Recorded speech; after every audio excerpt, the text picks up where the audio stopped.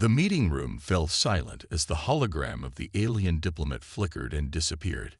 John Carter leaned back in his chair and let out a long breath. Another successful negotiation, where humanity revealed nothing of importance. He had been the director of Earth's diplomatic corps for 15 years, and each year the lies became easier to tell. They still believe we're barely capable of reaching our own moon without their technology, Lisa Moore said as she gathered her notes. Her brown hair was tied back neatly, and her blue suit was perfectly pressed, just like every day. As John's assistant, she had become an expert at helping maintain Earth's carefully crafted image. That's exactly what we want them to think, John replied, standing up and walking to the window. He looked out at the Washington, D.C. skyline, seemingly filled with simple buildings and basic aircraft. The truth lay hidden underneath, inside and far above. For over 300 years, humanity had fooled the entire Galactic Confederation. When humans first met aliens in 2157, they made a difficult choice. Instead of showing their true power, they pretended to be weak, friendly, and technologically limited. This plan came from Admiral William Grant, who believed that looking harmless would keep Earth safe while they prepared for any dangers. The aliens classified humans as Class C, meaning harmless, somewhat primitive, but with potential. Meanwhile, Earth's real military strength and technology grew in secret, far beyond what any alien race suspected. John's private communicator beeped. The sound broke his thoughts. "Director Carter, please report to Bunker 7 immediately," said a serious voice. Bunker 7 meant something important was happening. "Cancel my afternoon meetings," John told Lisa as he grabbed his coat. "Tell everyone I'm dealing with a trade problem with the Rigelians." "Already done," Lisa answered, her fingers moving quickly across her tablet. She knew the drill. This wasn't the first emergency call, though they were rare. 20 minutes later, John stood in an elevator that required 3 different security checks. It dropped rapidly, taking him 2 miles below the city. Few people knew that while Earth's surface appeared relatively normal, the real action happened underground or in hidden facilities on the far side of the moon. The elevator doors opened to reveal Bunker 7, the Global Defense Command Center. Screens covered the walls, showing Earth from every angle, along with maps of nearby star systems. General Ryan Evans nodded at John as he entered. "Director, glad you could join us. We have a situation." The general's face looked grim. He pointed to a central screen showing an approaching ship. "This vessel entered our solar system 3 hours ago. It's not from any Confederation race we recognize." "Have they responded to communications?" John asked, studying the unusual design of the ship. "No, they're maintaining orbit around Jupiter. We've analyzed their energy signatures. They're heavily armed, John." "Have you alerted the President?" "President Campbell is being briefed now. She'll join us shortly." The general lowered his voice. "We've secretly deployed 2 stealth observers. Whatever these visitors are, they're scanning our planets very thoroughly." Dr. Helen Ward, Earth's lead xenobiologist, approached them with a data tablet. "Director, based on their ship design and radiation signature, we believe these might be drachnids." John felt his stomach tighten. The drachnids were only known through Confederation warnings, a predatory species from the galaxy's outer rim. They weren't Confederation members. They were raiders and slavers. "What do they want with our system?" John asked, though he feared he already knew the answer. "Resources, probably," said Helen. But the Confederation files also mentioned their interest in compatible biological specimens. A red light flashed on the main console. The unknown ship had launched smaller vessels. They were heading toward Earth. "So much for our quiet sentries," John said. "Tell the orbital platforms to stay hidden but ready, and alert our deep space fleet to prepare for potential deployment." The room buzzed with controlled urgency as humanity's hidden defenses quietly activated around the planet. 3 centuries of pretending to be weak was about to be tested. The drachnid ship landed on the designated area outside the United Nations headquarters in New York. Earth officials had agreed to meet the visitors, following standard diplomatic protocol while hiding their suspicions. A large crowd gathered behind safety barriers, eager to see the aliens that had requested this meeting. Mary Wilson, the Secretary of Global Affairs, stood at the front of the welcoming committee. Her calm expression hid her worry. Next to her, John Carter reviewed the limited information they had on these visitors. "Remember," John whispered, "we need to appear interested but technologically limited. Show appropriate awe at their capabilities." Mary nodded slightly. She had practiced this role for years. "What do we know about their weapons?" "Our hidden scanners detected energy weapons that could level this building in seconds," John replied quietly. "But our shields could stop them if needed." The ship's door opened with a hiss of steam. A tall figure emerged, standing nearly 7 feet high. The Drachnid had gray-blue skin that seemed to shimmer under Earth's sun. Its 4 eyes blinked independently as it surveyed the human delegation. Behind it, 4 more Drachnids appeared, each carrying what seemed to be ceremonial staffs, but were actually advanced weapons. "I am Ambassador Scathar of the Drachnid Empire," the lead alien announced through a translation device. Its voice sounded metallic and cold. "We come seeking knowledge and trade with your world." Mary stepped forward with a practiced smile. "Welcome to Earth, Ambassador Scathar. We are honored by your presence and open to learning about your people." The formal greetings continued as the delegation moved inside the building. Humans presented themselves as eager, somewhat naive, and technologically inferior. It was a performance they had perfected over centuries. During the meeting, Scathar asked many questions about Earth's resources, population, and defense systems. Mary and her team provided carefully crafted half-truths, showing Earth as a peaceful planet with basic space travel capabilities and limited weapons.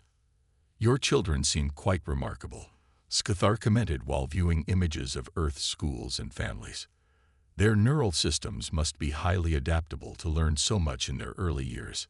John noticed how the alien's inner eyelids twitched when mentioning human children. Something about that reaction made him uneasy. After the public meetings, Scathar and his team returned to their ship for the night. In a secure room 100 feet below the UN building, Earth's leaders gathered to discuss the visitors. "They're scanning everything," said General Evans, showing data from hidden sensors. "Their ship has mapped our major cities, power grids, and what they believe are our defensive capabilities." President Laura Campbell, a tall woman with short gray hair, studied the information. "Are they preparing for an attack?" "It's too early to tell," John answered, "but they showed unusual interest in our population centers and educational facilities, and they asked about our children multiple times." Dr. Helen Ward pulled up her analysis on the main screen. "Based on intercepted communications from their ship, the Drachnids see us as potential resources, not allies. They've labeled humans as suitable stock in their transmissions." The room fell silent as the implications became clear.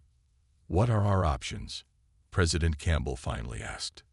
"We maintain the facade for now," General Evans suggested. "Let them believe we're harmless while we track their movements. Our hidden fleet is ready to respond if needed." John thought about the centuries of deception, how humanity had hidden its true power from the galaxy. "We should also increase security around schools and residential areas," he added, "just in case." As the meeting continued, in orbit above Earth, the Drachnid ship sent encrypted messages back to their fleet waiting beyond Jupiter. The messages contained detailed scans of Earth, its defenses, and its people.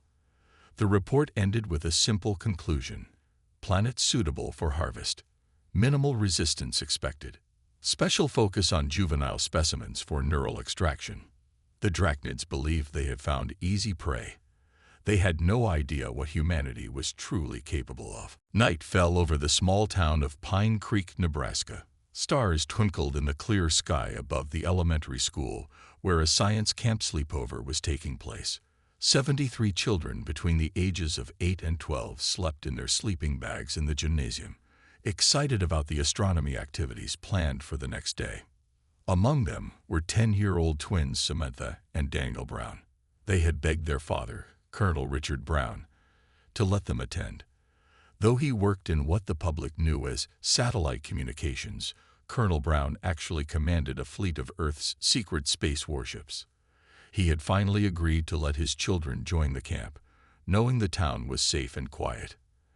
At exactly 2:17 a.m., 3 Drachnid ships entered Earth's atmosphere. They used advanced cloaking technology to avoid what they believed were Earth's primitive detection systems. In reality, 5 different hidden defense networks tracked their arrival, but following long-established protocols, no defensive measures were activated. The ships hovered silently over the school. Pale blue lights scanned the building, detecting the children inside. Large tubes extended from the ship's undersides, and teams of Drachnid soldiers slid down to the roof. They moved with practiced efficiency, cutting through the ceiling and entering the building. In the Global Defense Command Center, alarms flashed silently. 3 Drachnid vessels have breached our airspace, a technician reported. They landed at Pine Creek Elementary School in Nebraska. General Evans immediately called President Campbell. "Madam President, we have a situation. The Drachnids are making a move." "Any hostile actions?" she asked, her voice clear despite the late hour. "They're entering a school. Current protocols say we monitor but don't reveal our capabilities unless they pose an immediate lethal threat." The president's pause was heavy. "How many children are in that school, General?" 73, Mom." Another pause. "Maintain surveillance. Have local forces ready but hold them back. We need to see what the Drachnids are planning before we break 3 centuries of cover." Inside the gymnasium, a strange gas filled the room, ensuring the children remained asleep. The Drachnid soldiers moved efficiently, scanning each child with handheld devices and selecting the ones with specific neural patterns. The twins, Samantha and Daniel, both showed readings that made the lead Drachnid soldier make a satisfied clicking sound. One by one, 73 sleeping children were lifted and carried through the ceiling, up the tubes, and into the waiting ships.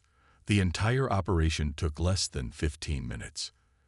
As the ships prepared to leave Earth's atmosphere, Colonel Richard Brown was woken by an urgent call. The officer's face on the screen was grim. "Colonel, there's been an incident at your children's school. All the children from the science camp have vanished." Colonel Brown felt his heart stop. "Vanished? What do you mean vanished?" "Sir, we have reason to believe the Drachnid visitors are responsible. The President has called an emergency meeting." 2 hours later, Colonel Brown stood in the Pentagon's secure meeting room, still in his hastily thrown-on uniform. His face was pale with shock and growing anger. "We tracked the ships leaving Earth's atmosphere," General Evans explained to the assembled leaders. "They rendezvoused with a larger vessel near Mars before jumping to faster-than-light speed. And we did nothing." Colonel Brown asked, his voice tight with emotion. President Campbell met his gaze. "We followed the established protocols, Colonel. For 300 years, we've hidden our true capabilities to protect Earth from becoming a target." "With respect, Madam President," Colonel Brown said, "my children are on those ships. All those children are. What's the point of having the most advanced fleet in the galaxy if we won't use it when our children are taken?" The room fell silent. John Carter looked around at the faces of Earth's leaders. Everyone understood they had reached a crucial moment in human history. "We've dispatched stealth reconnaissance drones," General Evans finally said. "They can track the Drachnid ship without being detected, once we know where they're taking the children." "Then what?" Colonel Brown demanded. "More watching. More hiding." President Campbell's expression hardened. "Then we decide if it's time for humanity to show its true face to the galaxy." The reconnaissance drones returned data to Earth 48 hours after the abduction. In the main command center, Earth's leaders gathered to see what the drones had discovered. The atmosphere was tense as technicians prepared the footage. "The Drachnid ship traveled to an outpost on the 3rd moon of Rigel 7, explained the chief intelligence officer. "Our drones were able to capture these images from inside their facility." The large screen showed dozens of human children lying on tables. They appeared to be asleep or sedated. Drachnid scientists moved between them, taking samples and attaching equipment to their heads. Colonel Brown's hands gripped the edge of the table as he spotted his twins, Samantha and Daniel, connected to machines with wires attached to their foreheads. His knuckles turned white with strain. What are they doing to them? Susan Miller, the Global Defense Secretary, asked in a horrified whisper. Dr. Helen Ward studied the footage with professional detachment, despite her obvious disgust. Based on their equipment and procedures, they appear to be preparing for neural harvesting. The Drachnids believe human children have special neural pathways that can be extracted and used in their biotechnology. Is it fatal? President Campbell asked directly. Dr. Ward hesitated. Yes, Madam President. The procedure removes essential brain tissue. Those who survive are left permanently damaged. Colonel Brown looked up from the screen, his face hard as stone. When do we move? How quickly can we get our ships there? The President turned to General Evans. What are our options? We have 2 stealth cruisers that could reach the outpost in 14 hours, the General replied. They carry enough firepower to destroy the entire moon, but a precision strike would be more appropriate if we want to recover the children safely. The Drachnids believe we're defenseless. John Carter reminded everyone. If we suddenly appear with advanced warships, we'll be revealing everything we've hidden for 300 years. I don't care about our deception anymore, Susan Miller said firmly. Those are our children. The line has been crossed. The debate continued for nearly an hour. Some argued that revealing Earth's true power might prompt other alien civilizations to see humans as a threat. Others insisted that their first duty was to protect Earth's people, especially the children. Colonel Brown, who had been silent for most of the discussion, finally spoke. 3 generations of my family have served in Earth's hidden fleets. My grandfather helped build our first dreadnought. My father patrolled the outer reaches of our solar system for 30 years. I've dedicated my life to protecting our secret strength. He paused, emotion making his voice rough. But today I ask you, what was it all for, if not for this moment? If we won't use our power to save our children, then we shouldn't have it at all. His words hung in the air as a technician interrupted with new footage from the drones. The screen showed Drachnid scientists preparing surgical equipment. The procedure was about to begin on the first child. President Campbell didn't hesitate any longer. General Evans, initiate Protocol Omega. A ripple of shock went through the room.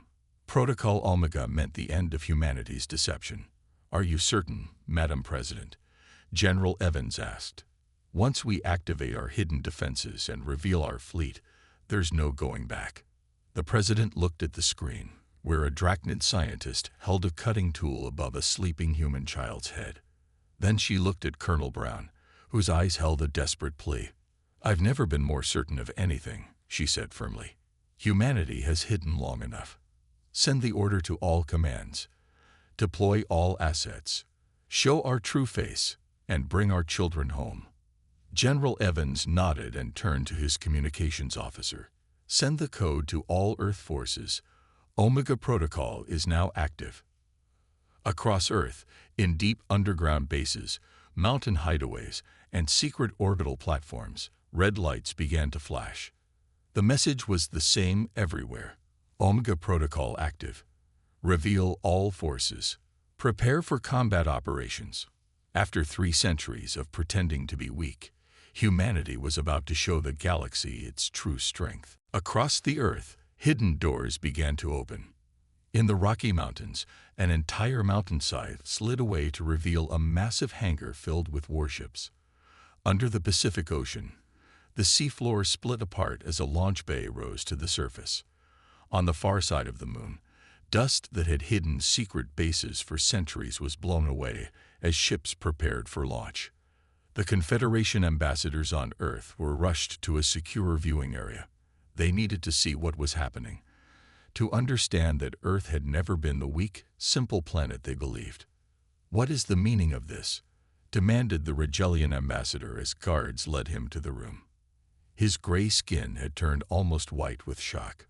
Through the large windows, He could see massive ships rising from hidden places all over the planet. Kevin Foster, Earth's ambassador to the Confederation, stood before the group of confused and frightened aliens. He was a calm man with kind eyes, chosen because he could deliver hard truths gently. Honored representatives, he began.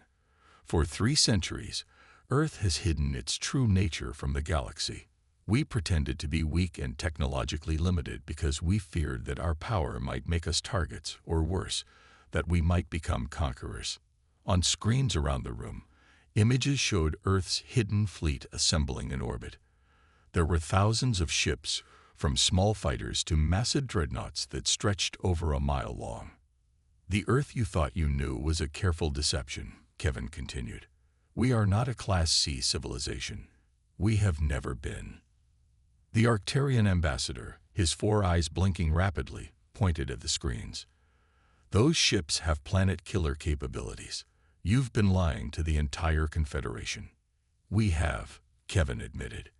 And today the lie ends. The Drachnid Empire has abducted 73 of our children and is preparing to harvest their neural tissue. We can no longer hide our strength when our children are in danger. Outside, the Earth's orbital defense platforms emerged from their cloaked states. Massive weapons systems that had been invisible for decades now gleamed in the sunlight. We have already sent this message to the Galactic Confederation Council, Kevin said, pressing a button to play a recording. President Campbell's face appeared on the main screen. For centuries, we have hidden our true nature to avoid conflict. Today, we can hide no longer. The Drachnid Empire has taken our children, and we are coming for them. Earth formally requests that the Confederation stay out of this conflict. We do not seek war with anyone but those who have harmed our people. Let it be known that Earth's true classification should be Class A+ among galactic civilizations. The room fell silent as the ambassadors processed this information. Class A+ meant Earth ranked among the most advanced and militarily capable civilizations in the known galaxy. In orbit, Earth's first strike force assembled. 12 warships, led by the destroyer EDS Vigilant under Admiral Sandra Hayes, prepared to jump to faster-than-light speed. The ships were sleek, black, and built for both speed and power. On the bridge of the Vigilant, Admiral Hayes reviewed the mission plans. Our primary objective is the rescue of all human children. Secondary objective is to ensure the Drachnids understand that attacking Earth was their biggest mistake. Colonel Brown stood nearby in full combat armor. He had been given special permission to join the mission. How long until we reach the outpost? 4 hours, Admiral Hayes replied. Our drives are much faster than anything the Confederation has seen from us before. The Drachnids won't expect us so soon. On Earth, John Carter watched the fleet depart from the command center. Lisa Moore stood beside him, her usual professional calm replaced by wonder. After all these years of hiding what we can do, she said quietly, it feels strange to finally show our strength. John nodded. We always hoped this day would never come, that we could maintain peace through our deception. Do you think the galaxy will fear us now? Lisa asked. Probably, John admitted. But right now, I want the Drachnids to fear us. I want them to understand that taking our children was the worst decision in their empire's history. As the fleet vanished into faster-than-light travel, Earth continued to reveal its hidden defenses. The centuries of deception were over. Humanity had stepped into the light, and the galaxy would never see them the same way again. The 12 Earth warships appeared at the edge of the Rigel system. They moved with a speed and precision that would have shocked any watching Confederation forces. The ship's black hulls absorbed nearby light, making them difficult to track even without their advanced cloaking systems. On the bridge of the EDS Vigilant, Admiral Sandra Hayes studied the tactical display. The Drachnid outpost was visible on the third moon of Rigel 7, a gray structure built into the rocky surface. Status report, she ordered, her voice calm but tense. Our approach was undetected, reported her tactical officer. The outpost has minimal defenses, as expected. They don't believe anyone could reach them this quickly. Admiral Hayes nodded and turned to Colonel Brown, who stood ready in his powered combat armor. The suit was matte black with blue power lines running through it. It could withstand heavy weapons fire and enhance his strength tenfold. "Colonel, your strike team is clear to launch. Remember, the children are the priority." Colonel Brown nodded, his face set with determination. "We'll bring them home, Admiral." In the ship's launch bay, Major Alan Jackson briefed the 50 Special Forces soldiers who would make the assault. Each wore armor similar to Colonel Brown's and carried advanced rifles that the Drachnids would never expect humans to possess. "The plan is simple," Major Jackson explained. "Team Alpha creates a diversion at the main entrance. Team Beta cuts through the east wall where the defenses are weakest. Team Gamma, led by Colonel Brown, heads straight for the medical section where the children are being held." Colonel Brown checked his weapon. After years of training for battles he thought might never come, he was about to use his skills to save his own children. "Remember, the Drachnids don't know what we're capable of. Use that surprise to your advantage." The soldiers boarded their dropships. These small vessels could fly through the moon's thin atmosphere and land precisely on target. They launched from the Vigilant in perfect formation, heading toward the outpost below. At the Drachnid outpost, alarms suddenly blared. A confused commander rushed to the control room. "What's happening? Why are the alarms active?" "Unknown ships have entered the system," a technician reported in a panicked voice. "They appeared out of nowhere." "Impossible," the commander said. "The humans don't have ships that can reach us, and certainly not without us detecting their approach." On the screens, black dropships descended toward the outpost. The Drachnid commander's 4 eyes widened in shock. "Activate all defenses. Contact the home fleet." But it was already too late. Team Alpha's dropship fired precise shots that disabled the outpost's main communications array. Team Beta landed on the eastern side and began cutting through the wall with energy tools that sliced through the metal like it was paper. Team Gamma, with Colonel Brown in the lead, landed directly on the roof above the medical section. They cut a perfect circle in the roof and dropped down into the facility. Inside, Drachnid scientists scattered in panic as the armored humans descended from the ceiling. They had never seen combat armor of this quality or weapons this advanced. The few guards who tried to fight were quickly stunned by precise shots that knocked them unconscious without killing them. Colonel Brown moved with single-minded focus, following the life signs on his helmet display. The readings led him to a large chamber where the abducted children lay on medical tables, still sedated but unharmed. The neural harvesting procedures had not yet begun. "We found the children," he reported over the secure channel. "All appear to be alive."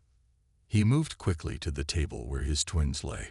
Relief flooded through him as he saw their chests rising and falling with steady breaths.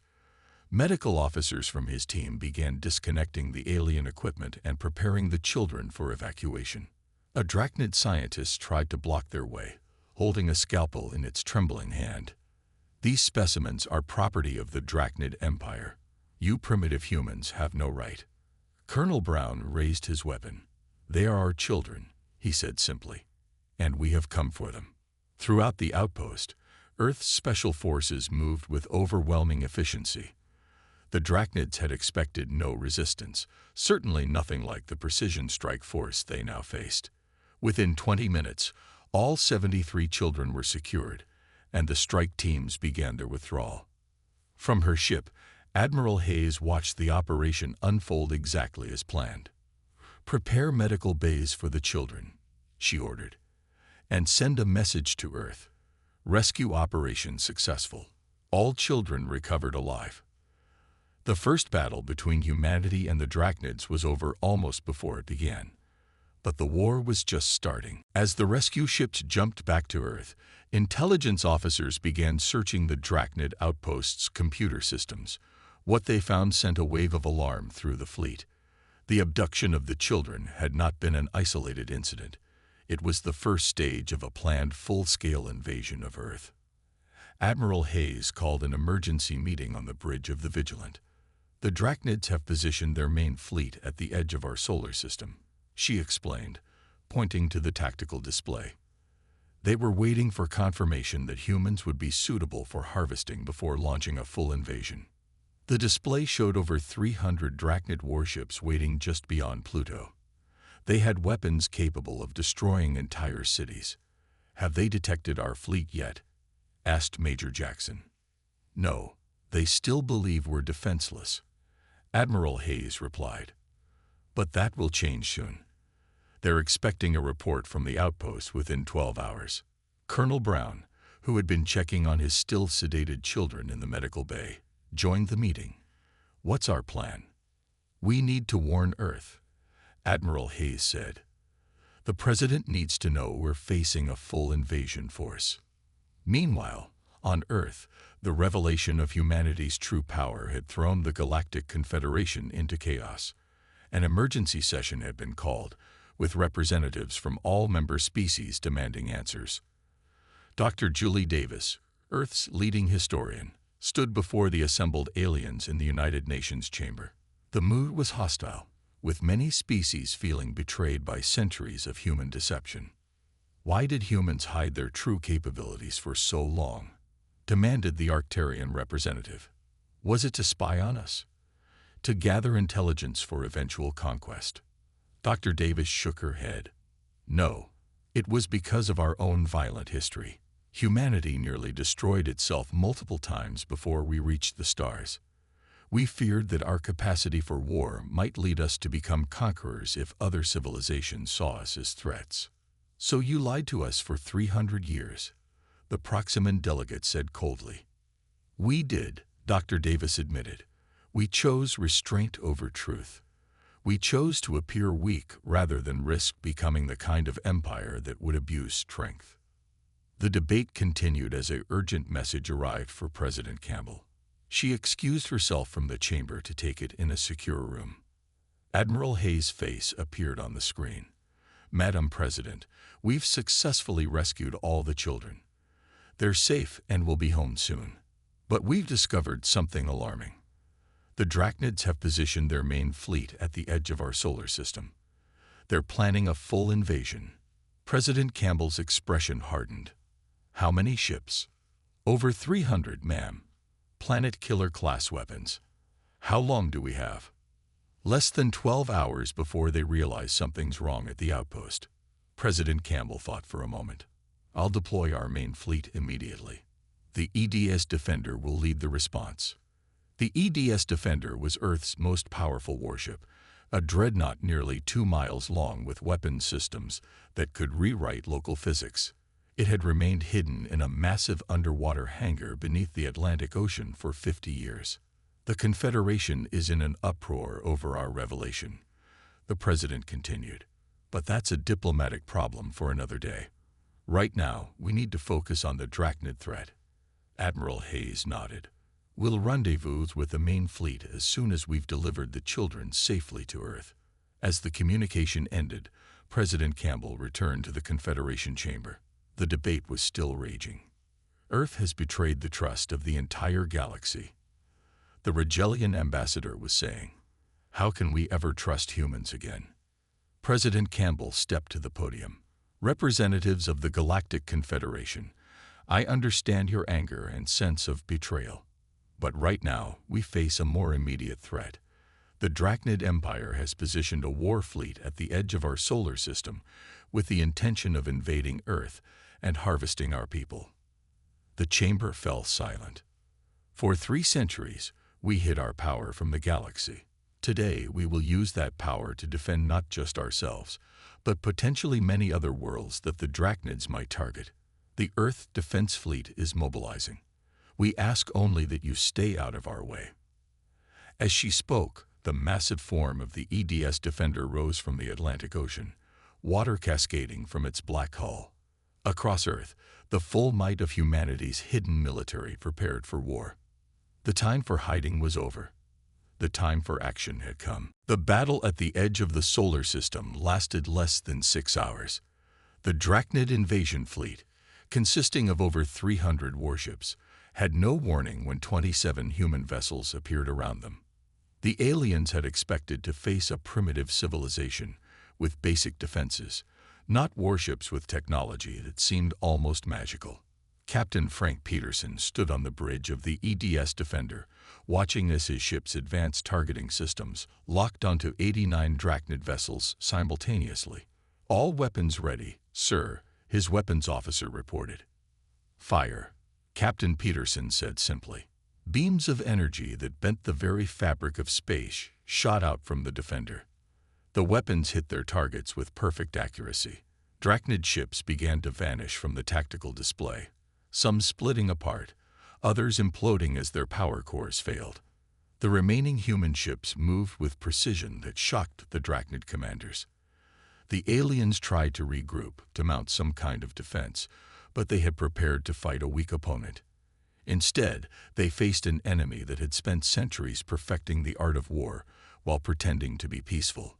"The Drachnids are attempting to retreat," reported the Defender's tactical officer. 60% of their fleet has been neutralized. Captain Peterson nodded. "Allow the retreat. We've made our point." The remaining Drachnid ships fled, jumping to faster-than-light speed in a desperate escape. Messages raced ahead of them to the Drachnid homeworld, carrying warnings about the true nature of humanity. 3 days later, in the White House, President Campbell received a transmission from the Drachnid Emperor himself. The alien leader's 4 eyes showed fear, something no human had ever seen in a Drachnid before. "The Drachnid Empire wishes to sue for peace," the Emperor said, his translator making his voice sound flat. "We will return any remaining human captives from our previous explorations of your space. We offer reparations for our mistake." "It was not a mistake," President Campbell replied firmly. "It was an attack on our children. Remember this, humanity hid its true nature for centuries because we feared becoming conquerors. But we will never hesitate to use our full power to protect our people, especially our children." The Emperor bowed all 4 of his eyes, a sign of complete submission in Drachnid culture. "We understand. The Drachnid Empire formally recognizes Earth as a sovereign power to be avoided at all costs." After the transmission ended, John Carter turned to the President. "That message will spread across the galaxy. Everyone will know the truth about us now." "Good," President Campbell said. "Perhaps fear of our power will keep the peace better than pretending to be weak." In a hospital in Washington, D.C., Colonel Brown sat between his children's beds. Samantha and Daniel were recovering well under the care of Dr. Nancy Clark, who had specialized in treating the returned children. "When can we go home, Dad?" Samantha asked, her voice stronger than it had been the day before. "Soon, sweetheart," Colonel Brown promised. "The doctor says maybe tomorrow."